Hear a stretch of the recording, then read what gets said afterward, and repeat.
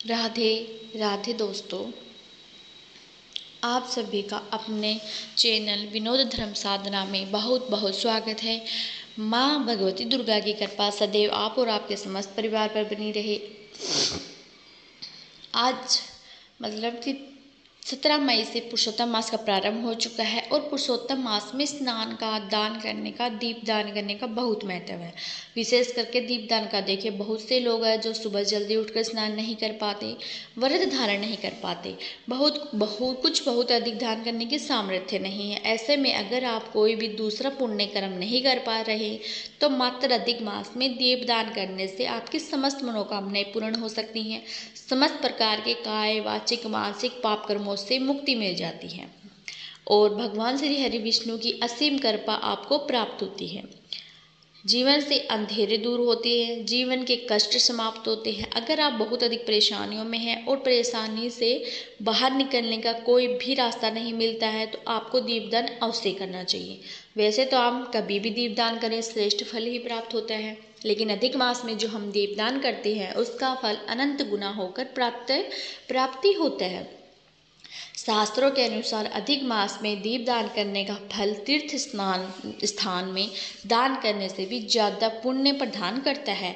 मल मास में दीप दान करने से धन धान्य, ऐश्वर्य, पुत्र और पुत्र समृद्धि की प्राप्ति होती है।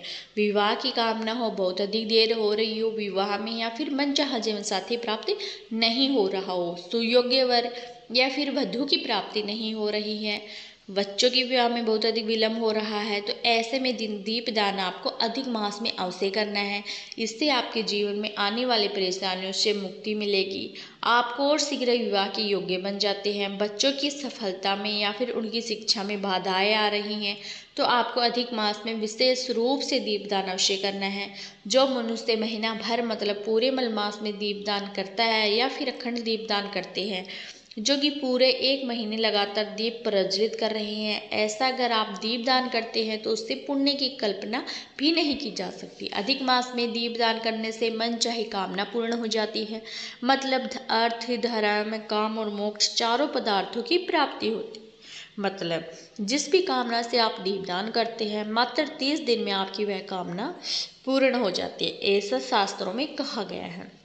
इसके अलावा जो पुण्य फल संचित होता है उसका फल आपको जन्म जन्मांतर तक में प्राप्त होता है। तो बहुत महत्वपूर्ण है अधिक मास में दीपदान करना। आप कैसे करें, किस विधि से करें, यह जानकारी आपको आज की वीडियो में शेयर करूंगी। तो अधिक मास में दीपदान आप कई प्रकार से कर सकते हैं, कुछ विशेष मैं आपको शेयर करने वाली हूँ, इसलिए वीडियो को अंत तक जरूर देखिए और अच्छी लगे तो लाइक भी कीजिए, शेयर भी कीजिए, अपने फैमिली फ्रेंड्स के साथ शेयर करना, ठीक है। चलिए अब जानते हैं कि हमें दीपदान कब से प्रारंभ करना है, मतलब किस दिन से दीपदान करना है, प्रारंभ करना। देखिए अधिक मास का प्रारंभ जैसे हो चुका है 17 मई 2026 से और 15 जून तक अधिक मास रहने वाला है। तो पूरे महीने में पूरे अधिक मास में प्रतिदिन हमें दीपदान करना चाहिए नियम के अनुसार। तो आज से लेकर और अंतिम दिन तक अधिक मास में अगले प्रत्येक दिन आपको दीपदान करना है। अच्छा, जिससे मान लीजिए कि कई भक्तों के प्रश्न आ सकते हैं कि हम पहले दिन से प्रारंभ नहीं कर पाए दीपदान, मतलब या तो पता नहीं था या फिर कारणवश कहीं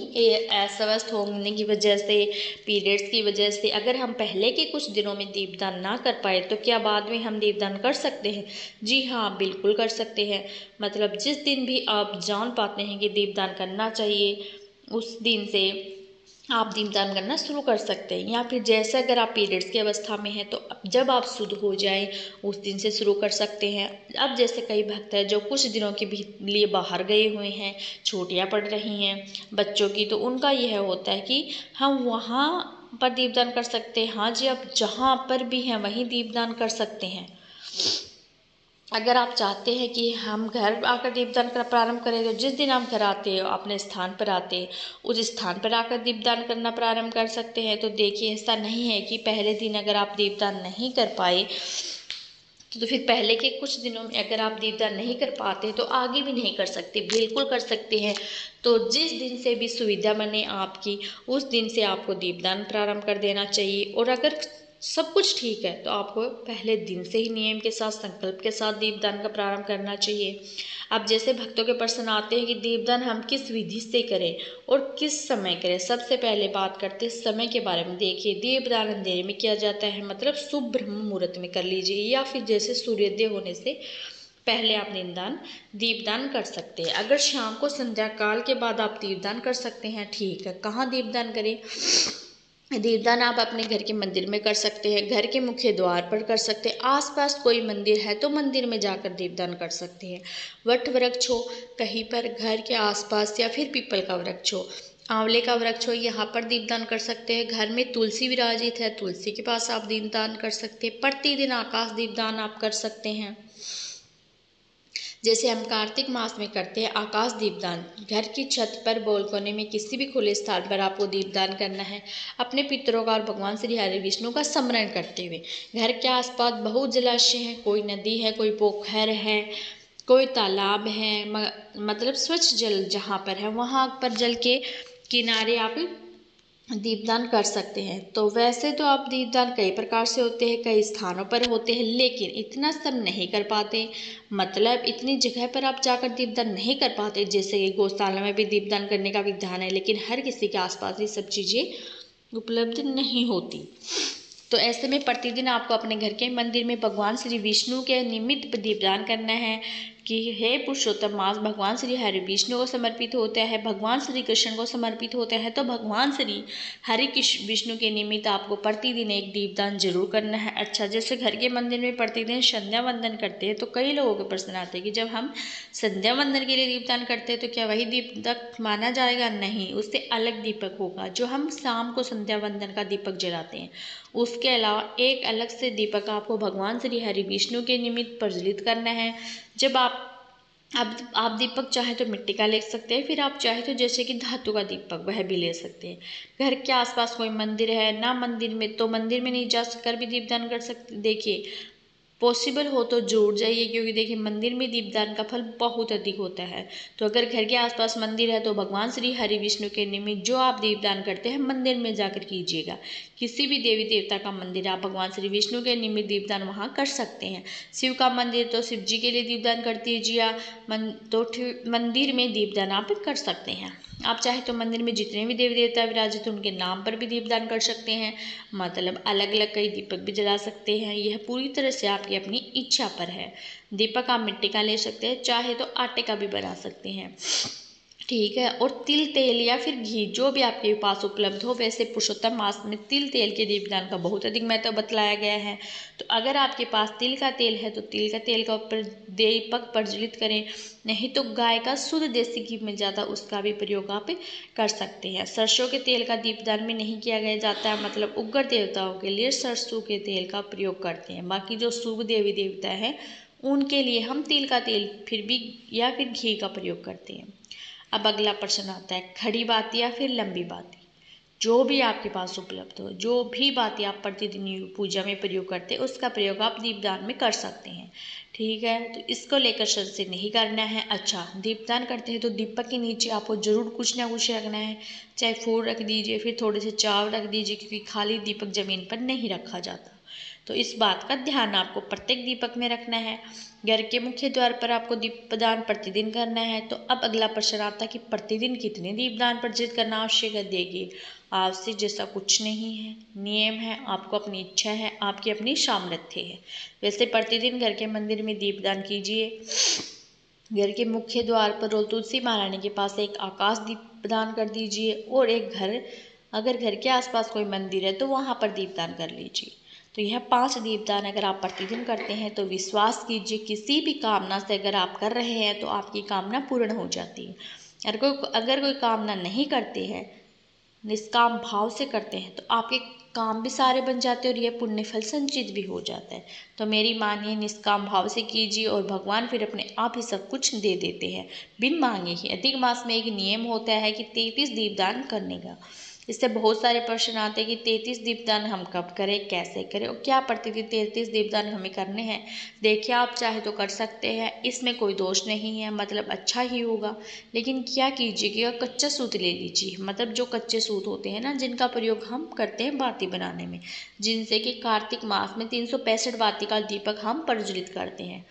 उसी प्रकार से कच्चा सूत ले लीजिए और उस पर 33 सूत का दीपक बनाइए, ठीक है। और उससे के छोटे छोटे टुकड़ों में कट कीजिए, लंबी बाती के तौर पर, और उसे ही आप प्रतिदिन प्रज्वलित कीजिए। तो 33 बाती का दीपक हो जाएगा आपका। एक ही दीपक में 33 बाती का दीपक आप प्रज्वलित कर सकते हैं। घी, तेल, फिर आपकी अपनी इच्छा जो भी आपके पास उपलब्ध हो, यह अत्यधिक पुण्य देने वाला है और एकमात्र दीपक से आपको 33 दीपदान प्रतिदिन करने का फल मिल जाएगा, ठीक है।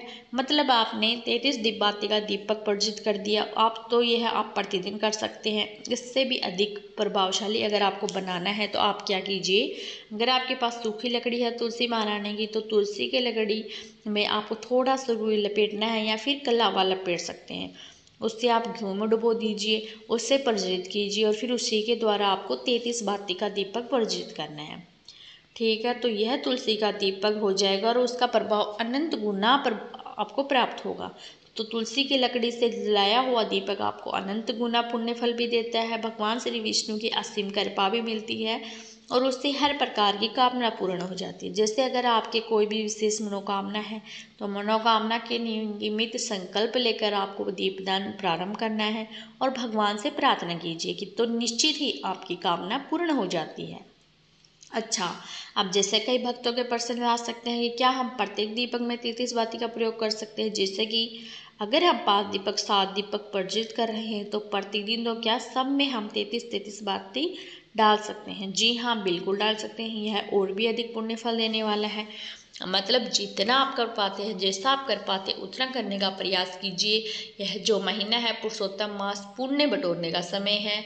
जितना अधिक आप प्रयास करेंगे उतना पुण्य आप बटोर सकते हैं, संचित कर सकते हैं और पीढ़ियों तक के लिए आप बहुत अधिक पुण्य फल संचित कर पाएंगे, ठीक है। तो स्वयं भी कीजिए, परिवारजनों से भी करवाइए। अब जैसे अगला प्रश्न आएगा कि अगर हम पीरियड्स की अवस्था में हैं तो दीपदान हमारा छूट जाता है कुछ दिन तक, तो हम क्या करें। देखिए, जैसे हम कार्तिक मास में करते हैं कि जैसे कुछ दिन अगर छोड़ जाते हैं तो फिर अंत में के जो दिन होते हैं 5 या फिर 7, बीच में जो शुभ तिथियाँ होती हैं उनमें हम अपने दीपक को या फिर कोई भी नियम उससे पूर्ण कर लेते हैं। तो इसी प्रकार से अब आप लोग इससे भी कर सकते हैं। अब एक और पर्सन, जैसे कि कई भक्त कह सकते हैं कि हम प्रतिदिन 33 बाती का दीपदान नहीं कर सकते, तो इसमें क्या करें। देखिए, जरूरी नहीं आप प्रतिदिन करें, मतलब कर पाते हैं तो अत्यंत श्रेष्ठ है, नहीं तो कुछ शुभ तिथियां हैं जैसे कि एकादशी, अमावस्या, पूर्णिमा, अष्टमी जैसी ऐसी जो शुभ तिथियां आएंगी उनमें आप दीपदान कर सकते हैं। 33 दीपदान या फिर अधिक मास में जो अंतिम 5 तिथियां होती हैं जो कि एकादशी से पूर्णिमा तक होती हैं, उनमें 5 दिन आप 33 बाती का दीपदान कर सकते हैं या फिर 33 दीपक अलग अलग भी दान कर सकते हैं, ठीक है। और अगर आप ऐसा भी नहीं कर पाते, मतलब 5 दिन भी दीपदान नहीं कर पाते, तो कम से कम एक दिन पूर्णिमा तिथि पर, मतलब जो पुरुषोत्तम मास की पूर्णिमा होगी उस दिन 33 बाती का दीपक या फिर 33 दीपक आप प्रज्वलित करके भगवान श्री विष्णु को समर्पित कर दीजिए। अच्छा, यहाँ बहुत सारे भक्तों के प्रश्न यह भी आते हैं कि दीपदान क्या होता है। देखिए, दीपदान होता है कि दीप को प्रज्वलित करके भगवान को समर्पित करना। एक दीपक लीजिए, उसमें बाती डालिए, घी डालिए और भगवान श्री हरि विष्णु को समर्पण करते हुए प्रज्वलित कर दीजिए और भगवान से प्रार्थना कीजिए कि हे श्री हरि विष्णु, हे पुरुषोत्तम भगवान, आपको मैं पुरुषोत्तम मास में दीपदान समर्पित करता हूँ या समर्पित करती हूँ। तो यह होता है कि दीपदान करना, बहुत से लोग सोचते हैं कि दीपक उठा के किसी को दान करना, नहीं, ऐसा नहीं होता। प्रज्वलित करके भगवान को समर्पित करते हैं, ठीक है। अच्छा, यह बात आप करते हैं कि अगर आप दीपदान करना प्रारंभ करते हैं, मतलब नियम लेते हैं दीपदान को, तो संकल्प कैसे लेना है। देखिए, दीपदान करने से पहले भगवान से प्रार्थना कीजिए, विधि विधान से उनकी पूजा कर लीजिए, प्रार्थना कीजिए कि हे हरि विष्णु, हे पुरुषोत्तम भगवान, आपकी कृपा प्राप्ति के लिए, आपकी प्रसन्नता के लिए मैं आपको निमित्त रूप से इस पुरुषोत्तम मास में दीपदान आपको समर्पित करूंगा या करूंगी।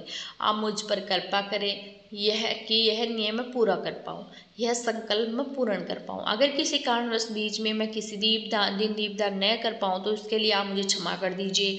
और अगर इस बीच जैसे कोई भी नियम लेते हैं तो एक और चीज़ का ध्यान रखते हैं, क्योंकि जीवन और मृत्यु का कोई ठिकाना नहीं है। तो पहले ही हम भगवान से प्रार्थना कर लेते हैं कि अगर इस नियम के बीच में किसी कारणवश मेरी मृत्यु हो जाती है तो भी मेरे इस पुरुषोत्तम मास के दीपदान को या नियम को संपूर्ण माना जाए।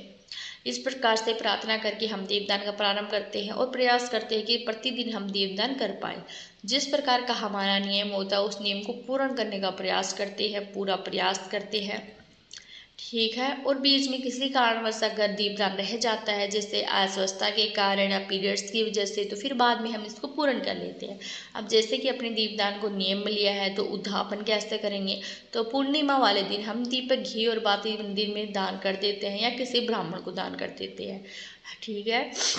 उद्यापन का नियम वही होता है, जिसके अलावा दान, दक्षिणा, अन्न, वस्त्र इत्यादि या फिर आपकी अपनी इच्छा क्या है यह तो देना ही होता है। दान किस प्रकार से दे, किस वस्तु को दान दे और कैसे दान दे, दान का संकल्प किस प्रकार से ले, इसकी जानकारी आपको कल की वीडियो में मिल जाएगी। ठीक है। तो ध्यान से संबंधित कोई भी प्रश्न हो तो फिर अधिक मास व्रत नियम से संबंधित कोई प्रश्न हो कमेंट बॉक्स में लिख दीजिए, ताकि कल की वीडियो में आपको आपके सारे प्रश्नों के उत्तर मिल जाए। उम्मीद करती हूँ आप लोग प्रतिदिन की कथाएं, पुरुषोत्तम मास की कथाएं जरूर सुन रहे होंगे। नहीं सुनते तो सुनिए, क्योंकि उसी में आपको पुरुषोत्तम मास से संबंधित सारी जानकारी मिल जाएगी। ठीक है। वीडियो अच्छी लगे तो लाइक कीजिए, संभव हो तो शेयर भी कीजिए, और अगर चैनल पर पहली बार आई हैं तो सब्सक्राइब करके बेल आइकन को जरूर प्रेस कर लीजिए। अगर आपकी आज की वीडियो अच्छी लगी तो मिलती हूँ मैं आपसे अगली वीडियो में। तब तक के लिए राधे राधे, जय श्री कृष्णा।